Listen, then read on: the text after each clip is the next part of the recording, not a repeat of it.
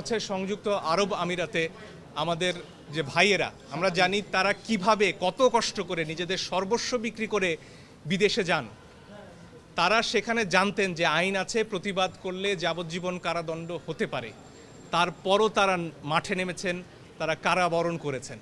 তাদের এই সাহসের প্রতি আমাদের সর্বোচ্চ শ্রদ্ধার কথা যেমন জানাতে চাই, একই সাথে তাদের মুক্তির ব্যাপারে, তাদের ভালো থাকার ব্যাপারে সরকারের যে চূড়ান্ত নীরবতা সেটার ব্যাপারেও নিন্দা জানাই। এবং এই ব্যাপারে আমাদের চিন্তা আছে কয়েকজনের যে আমরা আরেকটি পিটিশন দায়ের করব যাতে সরকার তাদের মুক্তির জন্য আশু পদক্ষেপ নেয়।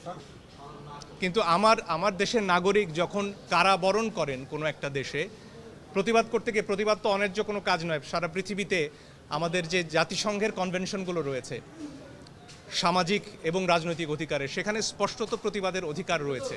এবং কোনো একটি দেশে যদি সে দেশের আইনেও একটা মানুষকে সাজা দেওয়া হয়, সেখানেও আমার সরকারের জাতিসংঘেও কথা বলার অধিকার রয়েছে যে আমার এই নাগরিকদের অন্যায়ভাবে এবং আন্তর্জাতিক আইনের লঙ্ঘন করে আটকে রাখা হচ্ছে। সেই পদক্ষেপকে আমরা দেখেছি। শুধু সে দেশের আইন বড় কঠিন, তাদের জন্য আমার কিছু করার নেই, বাবা আগেই সাবধান করেছিলাম, চুপ করে যাও, কেন চুপ করলে না? এই কি কোনো যৌক্তিক কথা হতে পারে? সে প্রশ্ন আপনাদের কাছে রইল।